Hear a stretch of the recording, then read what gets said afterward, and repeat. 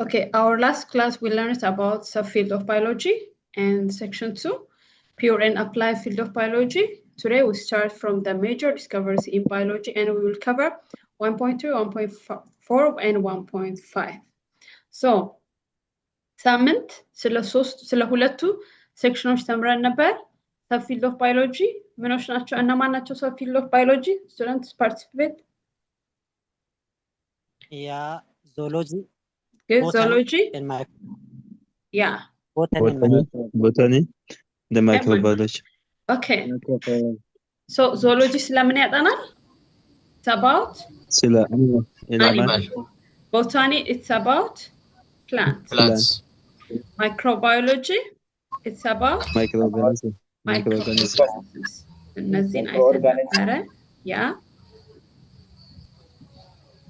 Then ምን አይተናል? ሰብ ብራንቾችን አይተን ነበረ።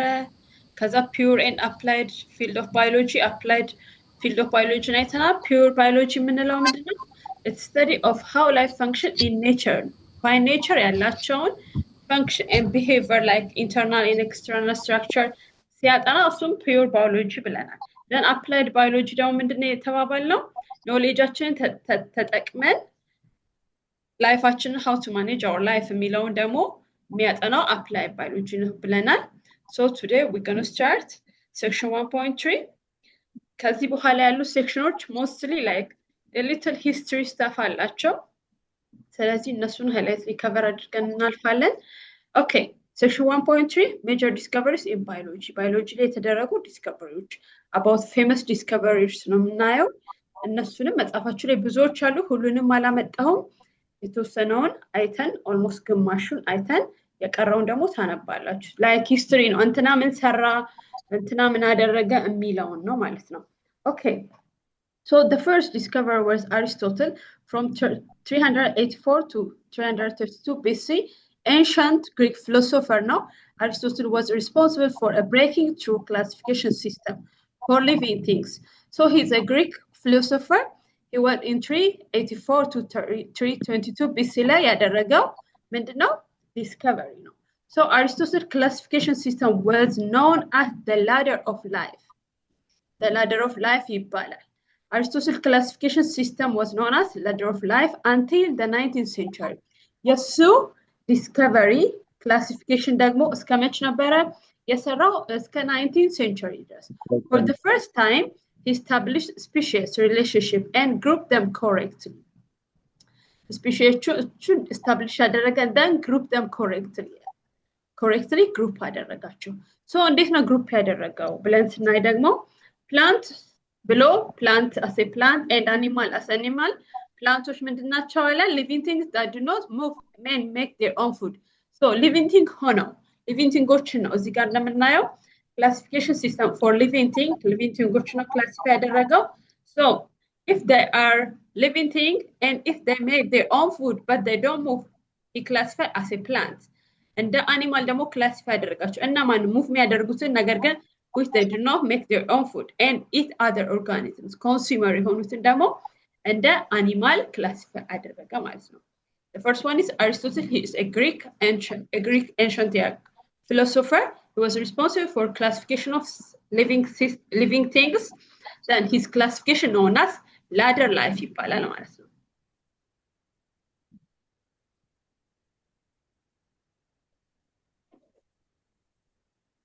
Then እስከ 19th century ድረስ ነው work out ያደረገው። Okay, the second one is Galen. ከ129 to 161 AD ነበረ። Galen had a significant impact on the advancement of numerous medical specialists, including anatomy. Anatomy means it's body structure, about body structure, pathology, body function, physiology, body function, and neurology, nerve and brain. Okay, just and minute ጠብቁኝ።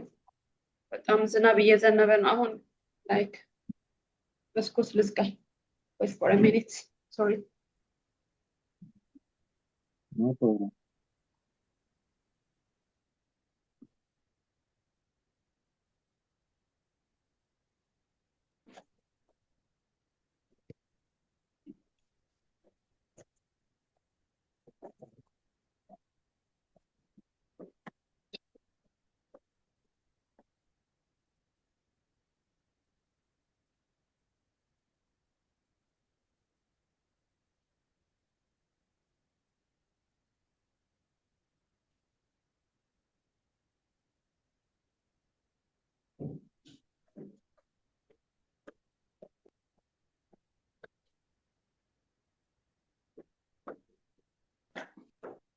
Okay, sorry. Okay, ሁለተኛው ማን ነው አለን? ጋለን ከ129 to 161 AD ድረስ ነው። He had a significant impact on advancement of numerous medical specialists. በዚህ ላይ significant የሆነ impact አድርጓል ማለት ነው። ስለምን አጥቷል? Anatomy is about body structure, study about body structure, pathology is about body function, then physiology body structure. ሁለቱ function ያልኩት።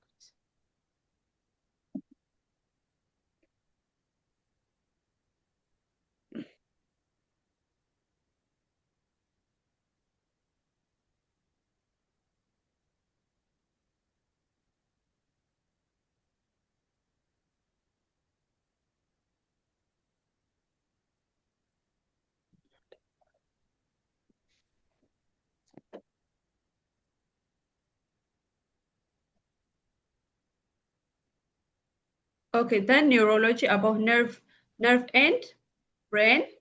Then Galen effort transformed medical science among his important findings were the distinguish between vein and artery.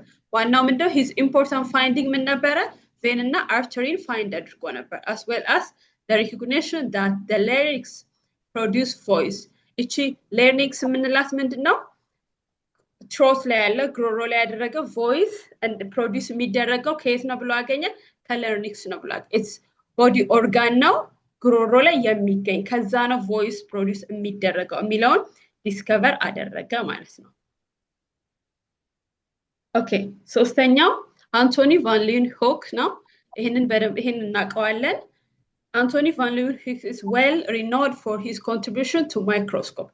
Microscope discover ያደረገ ነው and how he applied it to the field of biology. He invented a method for making strong lens that according to some could magnify up to 500 times. Leeuwenhoek employs microscopes to learn more about the biological world.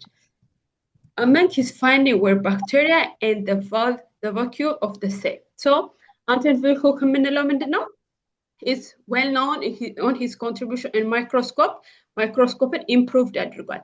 እንዴት ነው improved ያደረገው? አንደኛ strong የሆነ ሌንስ በማድረግ according to the sum and could magnify 100 times magnify አደረገ and Leeuwenhoek employed microscopes to learn more about the biological world. Then among his finding bacteria find አደረገ and also the vacuole of the cell. Mananayan, Aristotle, Galen, and the third one, Anton van Leeuwenhoek.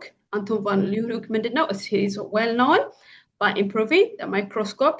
How he improved the lens he ground and polished tiny glass lens himself, and his lens could magnify objects up to about 500 times. It was less than that. Then he improved aderega. This made it possible to see very small organisms like bacteria for the first time. That's why he find the bacteria microscope improve ካደረገ በኋላ ምን አገኘ? ባክቴሪያን አገኘ ማለት ነው። Okay, how improved የሚለውን አይተናል። ምንድነው? He ground and polished tiny glass lens himself and he magnify 500 times. And he also can see very small organisms because he already magnified 500 times. Then after that, he find bacteria for the first time. Okay, the fourth one, Robert Koch, from 1843 to 1910. Robert Koch was well-known German physician who pioneered microbiology as a father of modern bacteriology. He is credited as well as he is credited with pinpointing the precious casual agent of tuberculosis, cholera, anthrax, as well as providing experimental support for the concept of infectious disease. So he is the father of modern bacteriology because he discovered the bacteria that cause disease like tuberculosis, cholera, and anthrax. Anthrax also one of the diseases caused by bacteria. So he is the German physician. He pioneered microbiology. He is called the father of modern bacteriology. And credit ተሰጠው። ለምንድነው credit የተሰጠው? Because he find the disease caused of tuberculosis, cholera, and anthrax. እነዚህን find ስላደረገ he is the father of modern bacteriology. Okay, the fifth one, Carl Linnaeus. Carl Linnaeus it's a botanist. What botanist means? It's a field of biology, zoology, botany. So his botanist means Who study about plants? plant. Plant markenda. The plant Studies about ማለት ነው። Huh? Okay. Please someone mute your mic. ቆለፈውን ባባ ቆለፈማ ዮሐን Okay. Carl Linnaeus is a botanist, physician, and naturalist. Devised the method for naming, ordering, classifying creature that we still use today. እስከዛሬ ድረስ የምንጠቀመውን classify ያደረገ ነው። His extensive collection of plants, animal, and shell specimens inspired him to devise a system for classifying and naming species. He separated items into 3 categories: animal, plant, and mineral, and further organized living things into classes: order, genera, species, and Homo sapiens. For example, Homo is genus, sapiens is species.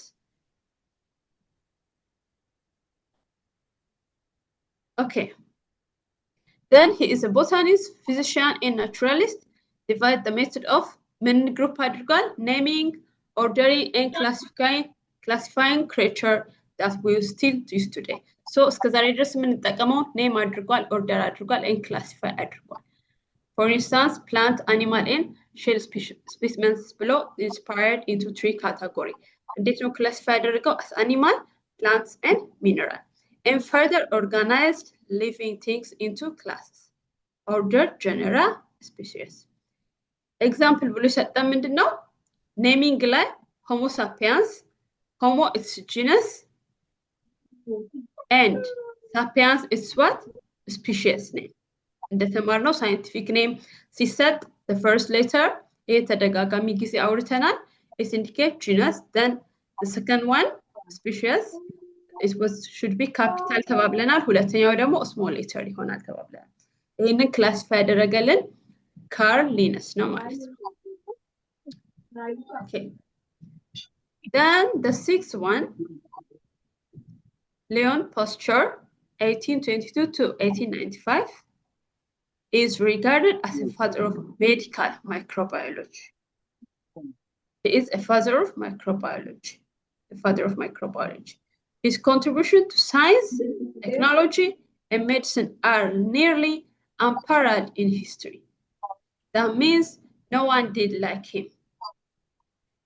And the contribution ማንም አላደረገም ማይክሮባዮሎጂ ላይ ማለት ነው። Microbiology study about microorganisms ተባብለናል። So his science, technology, and medical are nearly unparalleled in history. እንደሱ contribute ያደረገ የለም። He pioneered or developed molecular asymmetry research, demonstrated that bacteria cause fermentation. ምን አደረገ?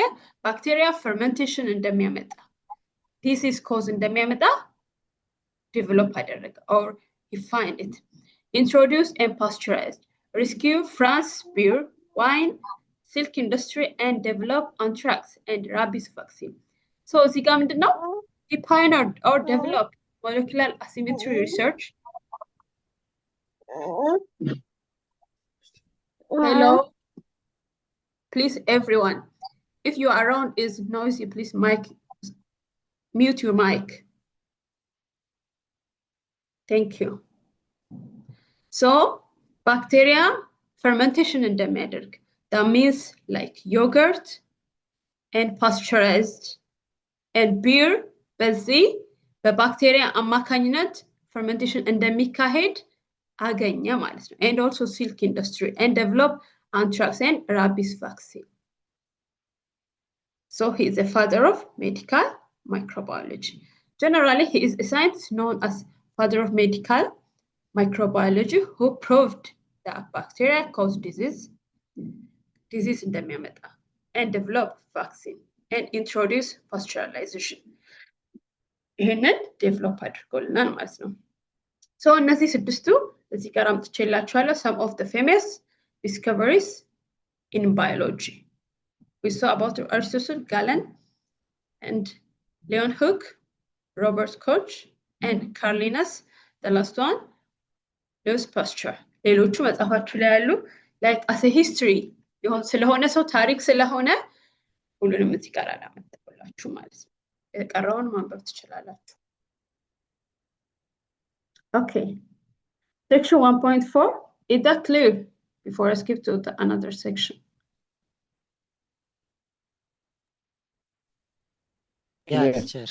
Okay, let's continue. Section 1.4, the contribution of biological discoveries to society and the environment. So, ምንድነው contribution ናቸው? The first one is the microscope. Microscope ለሶሳይቲው ለኢንቫይሮንመንቱ ምን contribute ያደርጋል? The microscope, about microscope we learned in detail in grade 9. I hope you remember. So microscope doesn't matter, it's a device that magnifies objects or organisms that are too small to be seen with the naked eye.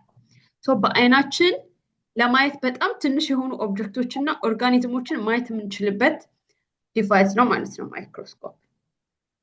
Microscope has an enormous influence on the development of modern medical, forensic and environmental science.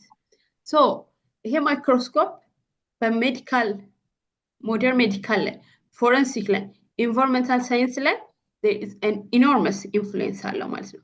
በጣም ብዙ የሆነ influence ያደርጋል ማለት ነው። So microscopes ስንማር there is two types of microscope, light microscope and electron microscope. The difference are ብዙ ጊዜ ላብ ላይ የሚጠቀሙት ምንድነው? light microscope ነው። Because electron microscope ላይ የሚጠቀመው ኤሌክትሮንን ነው። light microscope ደግሞ ሶርሱ ምንድነው? ሶርስ ነው። So ላብ ላይ አብዛኛውን ጊዜ ለምንድን ላይት የሚጠቀሙት? ምክንያቱም ላይት ነው ሶርሱ። ኤሌክትሮን ከተጠቀሙ ዴድ ያደርጋል ማለት ነው ኦርጋኒዝሞችን። So ኤሌክትሮን ማይክሮስኮፕ ላይ አብዛኛውን ጊዜ የሚጠቀሙት ዴድ የሆነ ኦርጋኒዝም ነው ማለት ነው። So in detail ተምረናል። Okay, so እስቲ ስለ ማይክሮስኮፕ ፓርቶች ነኝ ማለት ነው። This one is light microscope. Why I said it's light microscope because the source is light switch. Light switch አለው። Okay, here is ocular lens, that means eyepiece. እነዚህ ሁለት ባይ ነው ማለት ነው። ይሄ ምንድነው?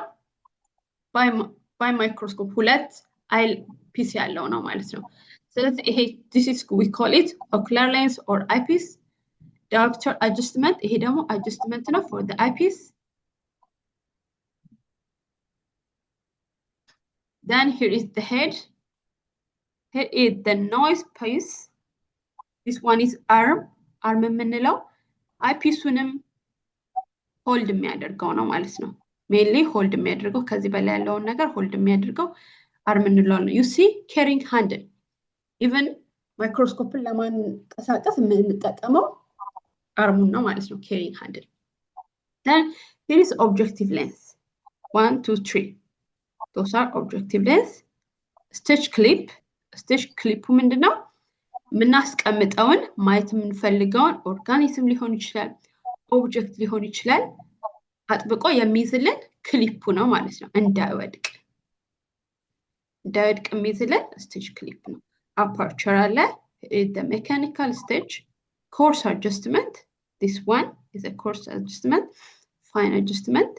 This one is stage controls and diaphragm አለ፣ condenser አለ, a light source. ለዛ ነው light source light ከሆነ the microscope is light microscope. Phase አለ፣ brightness adjustment አለ እዚህ ጋር and light switch. So in detail ይሄንን ደግሞ grade 9 ላይ ሳትማሩ ያለፋችሁ ልጆች ካላችሁ ይሄ in detail grade 9 ላይ ፈንክሽኑ what's the function of head, what's the function of eyepiece, what's the function of base የሚለውን in detail grade 9 መጽሐፋችሁ ላይ አለ ማለት ነው። grade 10 ላይ doesn't clarify about that. አሁን እያየነው ያለነው ዋናው ስለ ማይክሮስኮፕ in detail ሳይሆን so ማይክሮስኮፕ ሶሳይቲው ላይ ምን አይነት ተጽዕኖ አመጣ የሚለው ነው ማለት ነው። Okay, so medical field ላይ he has an enormous influence ብለናል። so ምንድነው enormous influence ያደረገው ሜዲካል ፊልዱ ላይ? So in medical field, the use of microscope in medical began in 1860. The 1860 የተጀመረው when Leon Pasteur reported. You see, ከላይ ምን ብለናል? እነማን ናቸው ምንን ያገኙት የሚለው ላይ ሊዮን ፓስቸር ምን አድርጓል? ኢምፕሩቭ አድርጓል ማይክሮስኮፕን ተባብለናል። So እዚህ ጋር 1860 ላይ ቢግን ተደረገ መች when Leon Pasteur reported that the microscopic organisms so እሱ ማይክሮስኮፒክ ኦርጋኒዝሞችን by using microscope ስላገኘ ሪፖርት አደረገ. He saw the microscope caused certain diseases. Until that time, people thought disease came from evil spirits or God. However, the germ theory by Pasteur changed the way infection diseases were identified, treated, and prevented. So, medical field ላይ ተጽዕኖ አጥቷል። እንዴት ነው ያመጣው? መጀመሪያ ማይክሮስኮፕ መጠቀም የጀመሩት 1860 ላይ ነው። መች ሊዮን ፓስቸር ምን ካደረገ በኋላ ማይክሮስኮፕ ኦርጋኒዝሞችን እንዳገኘ ሪፖርት ካደረገ በኋላ ምን አርገኘ እሱ? He saw the microscope caused certain disease ማይክሮስኮፒክ የሆነ ኦርጋኒዝሞች ዲዚዝን ኮዝ እንደሚያደርጉ። ከዛ በፊት ግን ሰዎች ምን እያሰቡ ነበር? በሽታ የሚመጣው ከሰይጣናዊ ስፒሪት ኦር ደግሞ ከጋድ ነው ከአምላክ ነው የሚመጣው ብለው ነበር የሚያስቡ። after that ሰዎች ሁሉ ይሄን ከተረዱ በኋላ እንዴት በሽታን ትሪት እንደሚያደርጉ እንዴት በሽታን ፕሪቨንት እንዴት እንደሚያደርጉ and እንዴት አይደንቲፋይ እንደሚያደርጉ ተማሩ ማለት ነው። this is the way how microscope changed the way of life or ደግሞ ሜዲካል ፊልዱ ላይ ምን አይነት ተጽዕኖ እንዳመጣ ይሄን ያሳየናል ማለት ነው። ማይክሮስኮፕ ደግሞ again ecosystem study ላይ ደግሞ ኢንፍሉዌንስ አለው። what's ecosystem? We'll learn it. An ecosystem is a place where living organisms interact with each other and with non-living things in their environment. So ecosystem የምንለው living እና non-living ኦርጋኒዝሞች አንድ ላይ ሲኖሩ ኢንተራክት የሚደራረጉበት ወይና እነሱ ደግሞ ከኤንቫይሮንመንቱ ጋር እንዴት ኢንተራክት ይደራረጋሉ የሚለው ነው ኢኮሲስተም። ሶ እዚህ ኢኮሲስተም ላይ ደግሞ ኢኮሲስተም ስተዲ ላይ ማይክሮስኮፕ የራሱ የሆነ ኢንፍሉዌንስ አድርጓል። how the microscope is used to study the health of an ecosystem. Field biologists utilize microscope to observe specific habitat. Habitat means it's a place where for animals ሆማቸው ነው ማለት ነው። ሶ አንዳንድ ባዮሎጂስቶች ደግሞ በአይን ሊታይ የማይችሉትን ኦርጋኒዝሞች የት እንደሚኖሩ ማየት ይችላል ማለት ነው።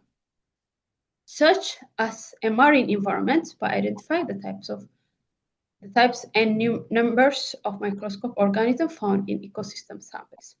This helps scientists in defining the ecosystem, detecting threats to an ecosystem, and determining the relationship of the organism with their environment. So ውሃ ውስጥ የሚኖሩትን የተለያየ ቦታ የሚኖሩትን ሀቢታታቸውን to observe specific habitat. So እነሱ ያሉበትን ስፔሲፊክ ሀቢታት ለማየትም ረድቷቸዋል። ኢኮሲስተም ላይ ነው የሚለው ኢኮሲስተም ስተዲ ላይ ኢንፍሉዌንስ አለው የሚለውን ለመግለጽ ነው። ኦኬ ፎረንሲክ ሳይንስ ላይ አቶሚክ ስተዲ ላይ ጄኔቲክ ስተዲ ላይ ቲሹ አናሊሲስ ላይ የራሱ ኢፌክት አለው። The microscope has greatly affected the field of forensic science. What's forensic? Forensic is a field of science used to gather, analyze evidence to establish facts that are used in legal scenario. So forensic የምንለው field of science ነው። information gather ያደርጋል as evidence, then fact በሌጋል የሆነ ሴናሪዮ ኢንፎርሜሽኖችን ጋዘር ያደርጋል። ሶ ማይክሮስኮፕ ደግሞ እዚህ ነገር ላይ ምንድነው how ነው የሚጠቅመን?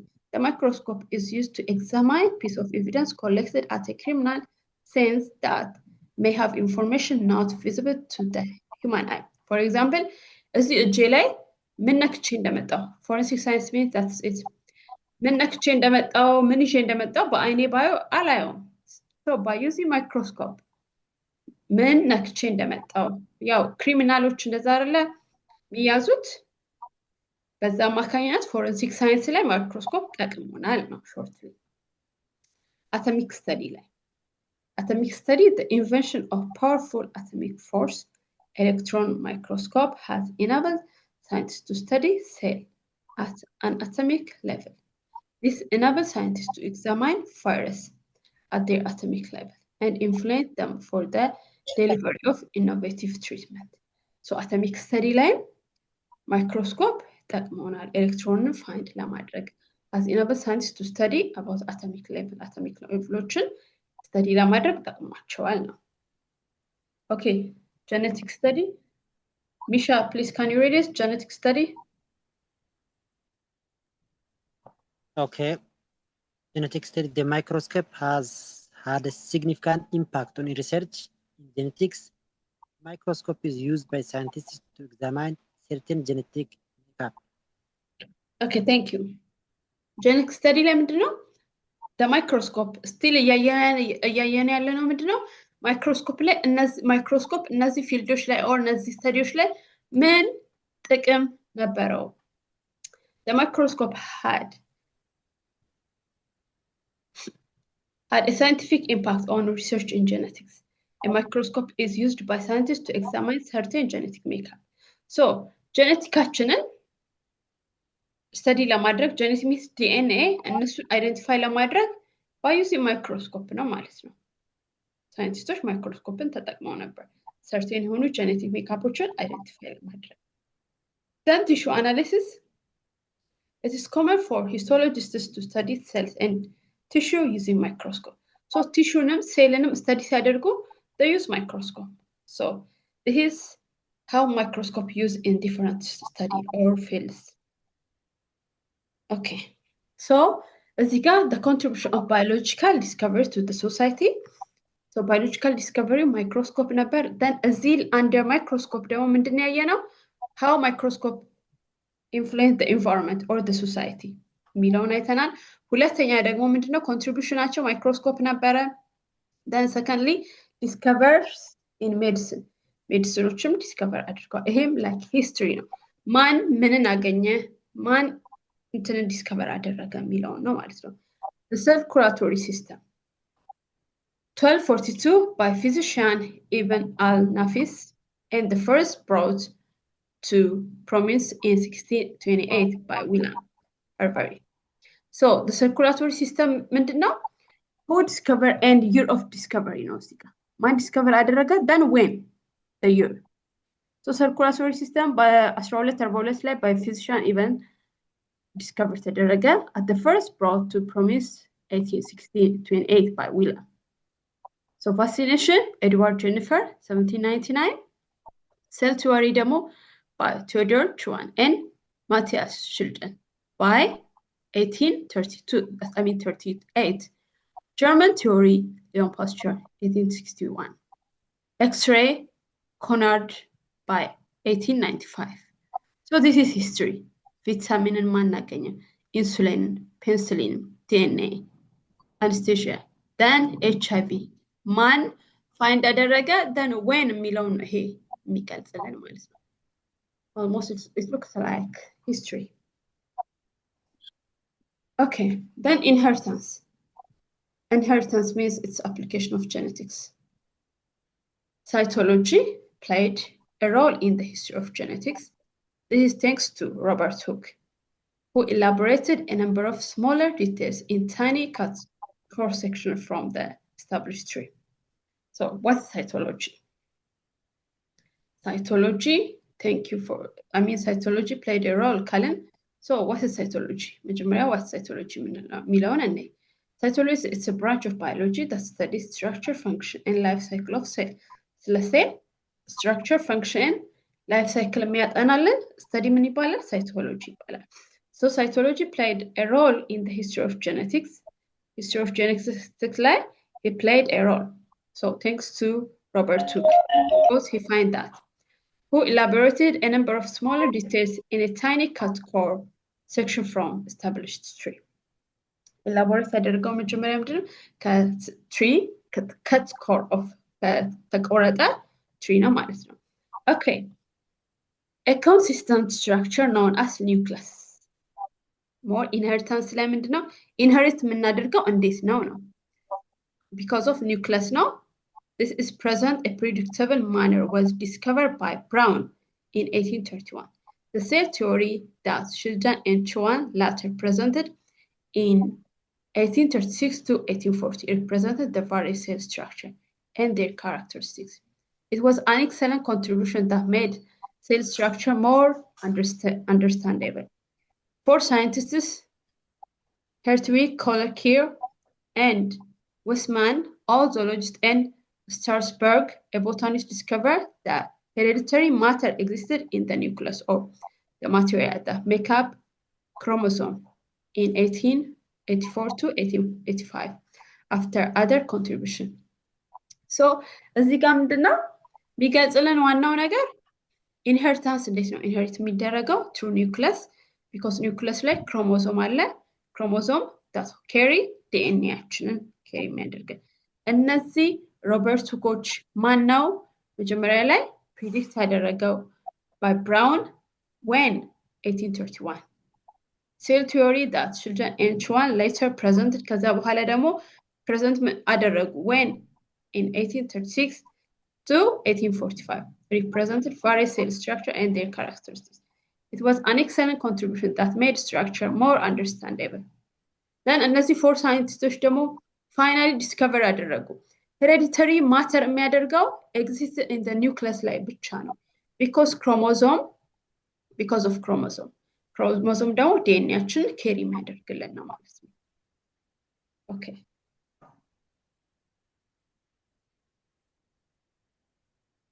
So this is all about the contribution of biological discovery to the society and the environment. The microscope ምን ነበር ያደረጉት ሚላውን what the use of microscope in the society and the environment, then discovery in medicine, inheritance ላይ ምንድነው ዋናው ማተር የሚያደርገው is nucleus ይሄ ነው ማለት ነው እንዳልኳችሁ ይሄኛው ሰብሴክሽን አብዛኛው like history ነው when who discovered that የሚለው ነው in detail የሚያልን የመጨረሻ ሴክሽናችን ደግሞ ምንድነው Ethiopian biologists and their contribution ነው Professor Yalemtsahai Mekonnen is a biologist and academic member she's a woman so ፒክቸሮቹ መጻፋችሁ ላይ ያለ ፒክቸሮቻቸውን አላመጣሁም including those famous መጀመሪያ ላይ ያየናቸው ዲስከቨሪዎችን ጨምሮ ማለት ነው so Professor Yalemtsahai Mekonnen is a biologist and academic member of staff at the Department of Biology so she is biologist and also she's a member of academic staff Department of Biology Faculty of Science at Addis Ababa University she has worked in this department for last 30 years ለ30 ዓመት ሰርታለች she received her PhD specializing in human physiology from the University of Heidelberg in German ላይ ነው receive ያደረገችው her PhD one of her research area is assessment of impact of chemical pesticide hazard on humans so chemical pesticides እንዴት ሰዎችን ይጎዳል የሚለውን እዛ ላይ ነበር ሪሰርቿን የሰራችው ማለት ነው she's a botanist and academic staff member ነበረች ለ30 ዓመት ሰርታ ነበረ then she got her PhD in German then her research was it's about impact of chemical pesticide hazards on human chemical pesticides እንዴት ሰዎችን ይጎዳል የሚለውን ነበር ሪሰርች ያደረገችው ማለት ነው so the second botanist biologist and his contribution is Dr. Aklilu Lemma and the battle against bilharzia is a common parasitic disease it affects ከ200 እስከ 300 billion people አፍሪካ ላይ affect አድርጓል including Ethiopia Africa ላይ South America Asia part of Caribbean it is caused by parasitic flatworm which spend part of their life cycle in fresh water ይሄ bacteria fresh water ላይ snail ላይ and part in human anyone washing or working or playing in shallow fresh water is at risk so በዚህ fresh water የሚጠቀሙ የሚያጥቡ የሚሰሩ ኩክ የሚያደርጉ ሪስክ ላይ ናቸው ማለት ነው once inside a person the parasite mature and produce egg which is passed out in the urine and feces then ይሄ ካደገ በኋላ በየት ነው የሚወጣው? በዩሪን አማካኝነት ይወጣል ማለት ነው። So the first one is ፕሮፌሰር ዓለም ፀሐይ then አክሊሉ ለማ ምን አግኝቷል? ፓራሳይትን አግኝቷል ማለት ነው። ጥናቱ ጸላይ ነበረ። then the third one ፕሮፌሰር ገቢሳ እጀታ when Professor Gabisa Ejita was born in a small rural village, his mother was determined her son would receive a good education. So እናቱ good education እንዲያገኝ ወስና ነበረ። then he walked 20 ማይል ያክል ወክ ያደርግ ነበረ። every Sunday ምን ያደርጋል? ኢቭኒንግ ላይ ይሄዳል። then returning home on Friday like ለሳምንት ነው ማለት ነው። 20 ማይል ርቆ ይሄድና ከዛ እሁድ ሄዶ አርብ ደግሞ ይመለሳል ማለት ነው። after a week of study it all paid off as he joined Jimma Agricultural and Technology School and then Alamaya College join አደረገ ማለት ነው። he specialized in plant breeding genetics. Professor Gabisa Ejita did his research on sorghum ላይ ነው ሪሰርቹን ያደረገው። he got his PhD from Purdue University in USA where he still holds professorship. He has helped to develop Africa's first commercial hybrid strain of sorghum. Sorghum ላይ ነው develop ያደረገው። እንዴት ነው develop ያደረገው? This sorghum variety not only need less water. So sorghum ላይ ነው ጥናቱን ያደረገው። ይሄ sorghum ጥናት ያደረገው sorghum ደግሞ it needs not only need less water. less water ይፈልጋል። less water ብቻ አይደለም መፈለጉ ብቻ አይደለም ጥናቱ እዛ ላይ ያደረገው። and also ድርቅ ቢመጣ resist እንዲያደርግ ነው። but it also yield more grain than traditional variety. ከትራዲሽናል ቫራይቲ ደግሞ ብዙ ምርት ይሰጣል ማለት ነው። አንደኛው ይሄ sorghum ጥናት ያደረገበት sorghum less water ነው የሚፈልገው and also it resists drought and it gives more grains. Professor Gabisa Ejita developed other variety of sorghum that are also resist to parasitic striga weed.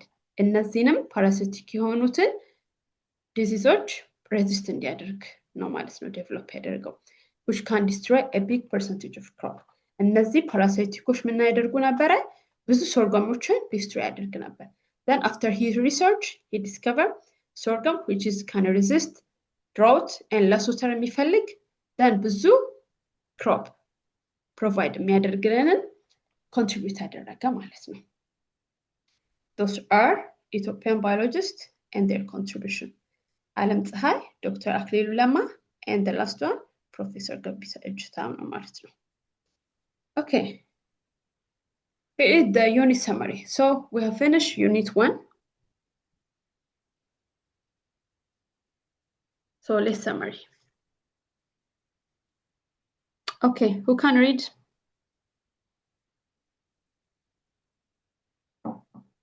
And the summary narc? Yeah, teacher. Okay. Okay, አንብብልኝ ሚሻ። Okay. Zoology, botany, and microbiology are the three major branches of biology. Some subfields of biology are existed of hundreds of years, while others are much newer and often developing rapidly. Yeah. Every scientific discovery is remarkable, and some are truly life-changing. Okay. They have been. Okay, so subfield ምንድነው ለማለት ነው? Shortly summary ስናደርግ subfield of biology are zoology, botany, and microbiologists.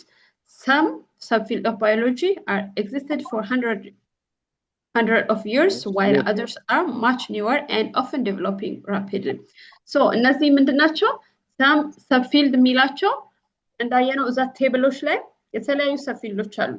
ስለነሱ ነው ማለት ነው። mainly three branch of biology. Subfield of biology are zoology, botany, and microbiology. No?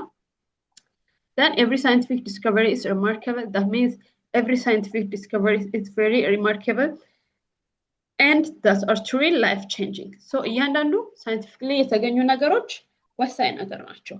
Then there have been numerous great discoveries throughout lengthy discovery of biology. Almost all scientific discovery help us learn a little bit more about the magnificent world we live in, and some discoveries help us discover more. ስለዚህ ሁሉም scientific discoveries more ስለ world እንድናውቅ ይረዳናል. And also some discoveries help us discover more ደግሞ discover እንድናደርግ ይጠቅመናል ነው. Some science breakthrough allowed biologists to see even deeper into, for example, the world and everything, into life, the world and everything. The microscope, ለምሳሌ microscope ባይገኝ ኖሮ እዛኛው ሴንቸሪ ላይ በሽታ በስፒሪት በኢቪል ስፒሪት and በጋድ የሚመጣው ብለው ያምኑ ነበር. then after microscope ምን አደረጉ? እንዴት prevent ማድረግ እንደሚችሉ እንዴት ለዲዚዝ ደግሞ cause of diseases አወቁ. then they can prevent and they can protect themselves. Okay, then some biological discovery that had an impact on human civilization. Of course, human civilization ላይ biological discoveries impact አላቸው. Natural environment include microscope, medication, law of hereditary. So እንዴት ነው inheritance, heredity እንዴት ነው ከአንዱ generation ወደ አንዱ generation የሚተላለፈው. then germ theory, blood circulation in human, እነዚህ ሁሉ ኢምፓክት አላቸው ነው በሂውማን ሲቪላይዜሽን ላይ ማለት ነው. ኦኬ ዲስከቨሪ ኦፍ ኢትዮጵያን ባዮሎጂስቶችን አይተን ነበረ. ኦኬ ላስት ኩዌስችን who can tell me Ethiopian biologists?